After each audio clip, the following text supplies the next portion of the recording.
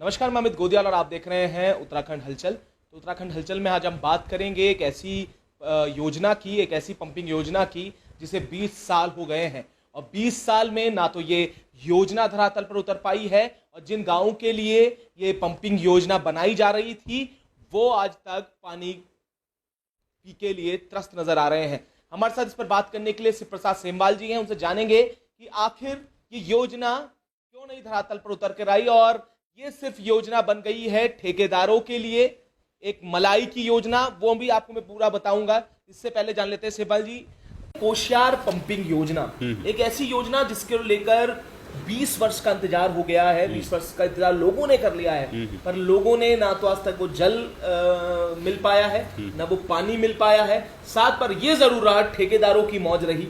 107 से ज्यादा बॉन्ड कर दिए गए, वो छोटे छोटे बॉन्ड जरूर उन ठेकेदारों की मौज करते हुए नजर आए, पर जल की अगर बात करें वो कहीं नजर नहीं आया। बिल्कुल, ये अपने आप में दुर्भाग्यपूर्ण है कि कोशियार पंपिंग पेयजल योजना जो टिहरी के जाखनीदार ब्लॉक में है और जिन विधायक ने ये योजना जिनके कार्यकाल में स्वीकृत की गई थी वर्ष 2005-06 में जी, तब टिहरी में विधायक थे किशोर उपाध्याय जी, और वो खुद भी जाखनीदार ब्लॉक के रहने वाले हैं। उनके टाइम पे ये योजना शुरू हुई और आज कुछ दिन पहले, एक हफ्ते पहले, उन्होंने ही इस योजना को लेकर के गंभीर सवाल खड़े किए और लगभग 50 करोड़ से 60 करोड़ रुपए की ये योजना हो गई है। 60 करोड़ रुपए इस पर खर्च हो चुके हैं, लेकिन अभी तक इस योजना का कोई फ़ायदा हुआ नहीं। एक योजना कंप्लीट नहीं हुई, गाँव तक पानी नहीं पहुंचा। तो अपने आप में ये चौंकाने वाली बात तो है ही और दुर्भाग्यपूर्ण बात है। 2 बार यहाँ पर किशोर उपाध्याय विधायक रह चुके हैं और जिस पार्टी में अभी किशोर उपाध्याय विधायक हैं, भाजपा में, किशोर उपाध्याय से पहले उन्हीं पार्टी के एक और विधायक धन सिंह नेगी जी भी टिहरी से ही विधायक रहे हैं और उसी क्षेत्र से हैं धन सिंह नेगी जी भी। तो धन सिंह नेगी जी ने भी वर्ष 2017 में जब ये विधायक बने थे तब भी इस योजना पर सवाल खड़े किए थे, इस पर गंभीर भ्रष्टाचार के आरोप लगाए गए थे। लेकिन बड़ा सवाल यह है कि 2017 से लेकर 2022 तक जो तथाकथित रूप से जीरो टॉलरेंस की सरकार रही, सत्ताधारी पार्टी के विधायक के अपनी ही गृह क्षेत्र की योजना पर भ्रष्टाचार के सवाल खड़े करने के बावजूद उस योजना की जांच क्यों नहीं हुई। और उस दौरान भी धन सिंह नेगी जी ने भी सीधे सीधे ठेकेदारों का नाम लिया था। एक कोई चौहान है, एक कोई परमवीर है, खंडोगी के उसके आसपास के जो गांव में हैं उस वहाँ के लोग रहने वाले हैं और उन्होंने बाकायदा नाम से कहा था। जो प्रतापनगर के विधायक हैं विजय सिंह पंवार जी, उन्होंने, और जो विधायक हैं टिहरी के धन सिंह नेगी जी, इन दोनों ने ज्वाइंट रूप से सवाल खड़े किए थे और जो तत्कालीन पेयजल मंत्री थे उनके समक्ष भी बहुत हंगामा किया। तो बड़ी बात यह है कि भाई सत्ताधारी पार्टी, आप भी दोनों सत्ताधारी पार्टी के विधायक, पंवार जी, विजय सिंह पंवार जी और धन सिंह नेगी जी, पेयजल मंत्री भी आपका सत्ताधारी पार्टी का, जीरो टॉलरेंस की आपकी सरकार, आपके विधायक अपने क्षेत्र की योजना में करोड़ों रुपए के भ्रष्टाचार के आरोप लगा रहे हैं, ठेकेदारों का नाम ओपन कर रहे हैं। ये भी देख रहे हैं कि उस योजना की लगभग 10-12 करोड़ रुपए के पाइप जो है किसके घर में रखे हुए हैं, उस ठेकेदार का भी नाम बता रहे हैं, उस घर का भी नाम बता रहे हैं। तो बड़ा सवाल ये है कि उसके बावजूद भी उस पर कार्रवाई क्यों नहीं हुई। और अभी लेटेस्ट जो है उस योजना के लिए 11 करोड़ रुपए जल जीवन मिशन से भी जारी कर दिए गए। बिल्कुल। तो आप, और ये जल जीवन मिशन से जारी किए गए पाइपों के लिए, तो बड़ा सवाल ये है कि जब उसी योजना में 7 करोड़ रुपए के पाइप पहले खरीदे जा चुके हैं तो वो पाइप कहाँ हैं और उन्हीं पाइपों के लिए आपने फिर 11 करोड़ रुपए स्वीकृत कर दिए। उस ठेकेदार के खिलाफ क्या कार्रवाई हुई? तो जो तत्कालीन जो अधिकारी थे, इंजीनियर्स थे, उस दौरान जो मुख्य महाप्रबंधक थे पेयजल निगम के पीके गुप्ता, उन्होंने बोला था कि इस पे हम लोग कार्रवाई करेंगे, इस पे ठेकेदार को नोटिस भेज रहे हैं और हम लोग राजस्व विभाग को बोलेंगे कि इसकी रिकवरी की जाए। तो बड़ा सवाल ये है कि वो जांचें कहाँ गई और अब आपने एक 3 सदस्य जांचें एक और बिठा दिया आपने। मतलब बड़ा सवाल ये है कि जाँच क्यों है, जाँच किस लिए है? क्या जो दोषी हैं ठेकेदार इंजीनियर्स, जो ऑफिसर्स दोषी हैं, क्या उन पर आँच ना आए इसलिए जांच बिठा रखी है आपने? और बड़ा सवाल ये है कि अगर आप ये जांच बिठा रहे हो अभी, जब एक सत्ताधारी पार्टी के विधायक ने अपने इलाके में, अपने क्षेत्र में हो रही भ्रष्टाचार पोल खोली, तो बड़ा सवाल ये है कि 2017 में जो जांच बिठाई थी उसका क्या हुआ? वो मुख्य महाप्रबंधक का वो बयान का क्या हुआ जिसमें उन्होंने कहा था कि भाई ठेकेदार से वसूली होगी और राजस्व विभाग को बोलेंगे हम लोग कार्रवाई करें, क्या हुआ उस कार्रवाई का? और अगर ऐसे ही चलता रहा तो मैं आपको गारंटेड बता रहा हूँ कि पहले जल निगम ने इसमें काम किया, जल संस्थान ने इसमें काम किया, जल जीवन मिशन के अंतर्गत इसमें बजट आया, अब एक और नई योजना के तहत फिर एक बजट आकर के पुराने उस मामले को जो है ढक्कन कर दिया जाएगा। तो हमारा ही कहना है कि भाई अगर सरकार वाकई जीरो टॉलरेंस की सरकार है, 19 साल किसी योजना को बने हुए हो गए और 19 लोगों के 19 गाँव के हलक उसमें तर नहीं हुए, गाँव तक पानी नहीं पहुँचा, और उस योजना से पेयजल पंपिंग योजना से जो पानी आना था वो पेयजल योजना के बजाय जुगाड़ से उन्होंने बीच में क्या किया कि जो दूसरी पेयजल स्कीमें थी उनके पाइपों में वो पानी डाला और तब जाके कुछ गाँव तक पहुँचाया। वो पाइप कहाँ गए? करोड़ों रुपए के पाइप, उन पे क्या कार्रवाई हुई? और दो विधायक आपके क्षेत्र के हो गए तब भी कोई कार्रवाई नहीं हो रही है। तो ये अपने आप में सत्ताधारी पार्टी पे, भाजपा पे गंभीर सवाल खड़े करता है। और हमारा भी ये कहना है कि अगर वाकई सरकार चाहती है कि सरकार का इकबाल बुलंद रहे, जीरो टॉलरेंस का एक मैसेज जाए, तो जब आपकी सत्ताधारी पार्टी के विधायक ने सवाल उठाई दिए हैं, तो जब सत्ताधारी पार्टी के विधायक के कहने पे उसके गृह क्षेत्र की योजना में जो करोड़ों रुपए का भ्रष्टाचार है, आधा अरब का, 60 करोड़ रुपए का, जब आप उस पर कोई कार्रवाई नहीं हो रही तो और पूरे प्रदेश में क्या भ्रष्टाचार हो रहा होगा, क्या कार्रवाई हो रही होगी, इसको समझा जा सकता है।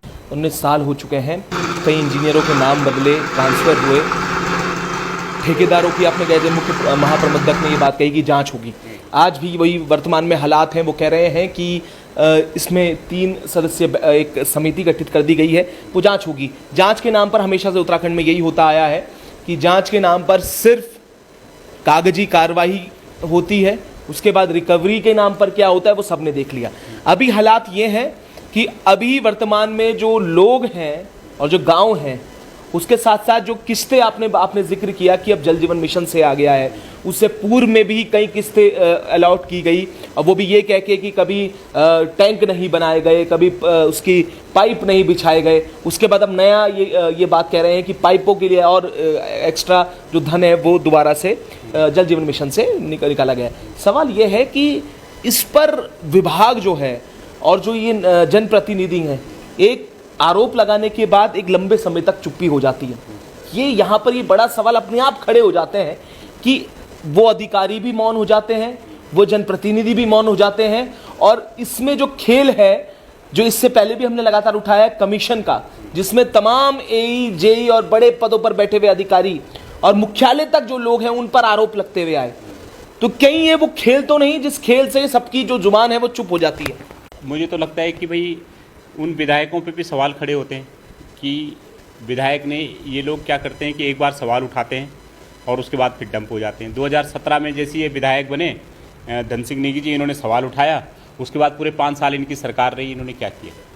भाई विधायकों को ये भी मालूम है कि ये जो योजना थी, ये लगभग आप ये लगा लो कि 70 गाँव हैं, टिहरी गढ़वाल के जो जाखनीदार ब्लॉक है, इसके 70 गाँव में ये योजना जानी थी, पेयजल योजना। 53 गाँव का जिम्मा इन्होंने जल निगम को दिया था, बिल्कुल, और 17 गाँव का जिम्मा इन्होंने जो है जल संस्थान को दिया था। ठीक है, 22 करोड़ रुपए इन्होंने लगभग एक बार दिए, और लगभग 16 करोड़ रुपए इन्होंने एक बार दिए दूसरे फेज में, और तीसरे फेज में इन्होंने जल जीवन मिशन से इनको 11 करोड़ रुपए दे दिए। और बड़ी बात ये कि दूसरे फेज में जो 7 करोड़ रुपए केवल पेयजल की पाइपलाइन बिछाने के लिए दिया था, जो मैं आपको अभी सवाल बताता हूँ, 7 करोड़ रुपए इन्होंने केवल पेयजल के लिए दिया था। और जल जीवन मिशन में क्या है, हर घर नल है, बिल्कुल, तो ये 11 करोड़ रुपए फिर इन्होंने पेयजल की उन्हीं पाइपलाइनों को बिछाने को दिया। तो बड़े भाई, तो 7 करोड़ रुपए वो कहाँ गए? तो जल जीवन मिशन पे भी सवाल है। सवाल जल जीवन मिशन पे खुद विधायक ने सवाल उठाए कि भाई पेयजल योजना के अंतर्गत आपने पेयजल की पाइपलाइन बिछाई और जल तो पहुँचा नहीं। पर भाई इस पंपिंग पेयजल योजना में तो पाइप भी नहीं पहुँचे हैं। वो 7 करोड़ रुपए के पाइप का क्या हुआ? वो कहाँ है? उसकी यूसी कहाँ है? जिस ठेकेदार को पाइप बिछाने का काम दिया था उसने पाइप कहाँ गायब किए? तो मुझे तो ये लगता है कि अगर इस पर गंभीरता से अगर बात की जाए तो विधायकों पे भी एक तरीके से सवाल उठते हैं कि 2017 में विधायक बनने के बाद धन सिंह नेगी ने ये सवाल उठाया और पूरे 5 साल चुप हो गया। वैसे ही किशोर उपाध्याय जी अभी विधायक बने, अभी इन्होंने ये सवाल उठाया, और अब इस पे आगे आने वाले समय में क्या वो कार्रवाई करते हैं या कितना वो उस पर टिके रहते हैं, इस पे भी देखने वाली बात होगी कि इस पर कितना तक वो टिके रहते हैं और इनकी कार्रवाई कहाँ तक अंजाम इसका होता है। मैं एक आखिरी सवाल करूंगा सेमवाल जी, मुझे ये लगता है कि जल जीवन मिशन जैसे बड़े प्रोजेक्ट में जो कई हज़ारों करोड़ रुपए का प्रोजेक्ट है। ये कोई नई बात नहीं है, ये जगह जगह ये देखने को आ रहा है। ये पेयजल योजना के तहत जो चीज़ें थी उसको कवर अप करने के लिए अब जल जीवन मिशन का सहारा लेकर वहाँ से पैसे स्वीकृत किए जा रहे हैं, वहाँ से लिए जा रहे हैं। ये बड़ा सवाल है। उत्तरकाशी में भी इस तरीके की योजनाओं का जिक्र हुआ, उसके बाद टिहरी जैसी जगह में हुआ, तो इसमें ये तालमेल है अधिकारियों का, ये साफ नजर आता है इस पर। क्योंकि आप तो लंबे समय से पत्रकारिता भी कर रहे थे, कई पंपिंग योजना आपने देखी होंगी जिसको जल जीवन मिशन से दोबारा जागृत करने की कोशिश कर रहे हैं, जो कहीं दब गई थी, दफन हो गई थी जिस तरीके से इस पेयजल योजना की, जिसके पाइप गायब हो जाते हैं, जिसके नलके तो दूर छोड़िए, जिसकी पाइप लाइनें ही गायब कर दी जाती हैं। और वो ठेकेदार कौन है, और वो नाम लेके ठेकेदारों के उसके बाद भी चुप्पी साध लेना। तो ये इस तरीके का जो बड़ी परियोजनाएं अब आ रही हैं जल जीवन मिशन की, उसका भी बंटाधार किया जा रहा है। इस पर क्या कहेंगे? योजना है, आप मेरे पास कैग की रिपोर्ट है इस मामले में। कैग ने भी इस पे सवाल खड़े किए कि भाई इस योजना में क्या हुआ कि कुछ फॉरेस्ट की लैंड थी और कुछ और लैंड थी, तो वो उसकी एनओसी होनी थी और वो लैंड ट्रांसफ़र होनी थी। उसमें आप ये लगा लो कि लगभग 40 लाख और 40,17,000 रुपये आज भी अकाउंट में वहाँ पे पड़े हुए हैं। तो वो भी तो एक तरीके से वो धनराशि अवरुद्ध हो गई कि आपने उस पर कोई कार्रवाई नहीं की। पारेषण लाइन बिछनी थी उस पंपिंग पेयजल योजना के लिए, पारेषण लाइन बिछाई जानी थी, उसके लिए कोई कार्रवाई नहीं हुई। तो बड़ा सवाल ये कि सिर्फ पेयजल निगम और जल संस्थान और जल जीवन मिशन का अंतर्गत का घोटाला नहीं है, इसके कारण दूसरे विभागों को भी जो अन्यत्र जो बजट हैं वो भी नुकसान उनका हुआ है। और इसके लिए जब तक उन ठेकेदारों को पिन पॉइंट नहीं किया जाएगा तब तक यही होगा कि कोई भी नया विधायक, जैसे किसी भी थाना क्षेत्र में कोई थानेदार आता है, वो 2 दिन फूंफा करता है, एक आध जगह छापे छुपे मारता है, उसके बाद सब लोगों से उसकी सेटिंग हो जाती है। तो मुझे तो लगता है कि जो विधायक है ये भी अपने विधानसभा क्षेत्र के थानेदार हो गए। कोई विधायक एक बार विधायक बनता है, वो 2-4 दिन बोलेगा, सारे विभागों को टाइट करेगा, सब लोग उसकी अंटी आ जाएंगे, फिर वो अपना काम करता रहेगा 5 साल तक। पिछले 5 सालों में तो यही हुआ। इस 5 सालों में क्या होगा ये अपने आप में देखने वाली बात है। भाई किशोर उपाध्याय व्यक्तिगत रूप से अपेक्षाकृत साफ छवि के जो विधायक माने जाते हैं, लेकिन इस पर्टिकुलर केस में उन्होंने जब ये सवाल उठा ही दिया है तो ये सवाल न सिर्फ उस पंपिंग पेयजल योजना पे है बल्कि सरकार पे भी सवाल खड़े हो रहे हैं।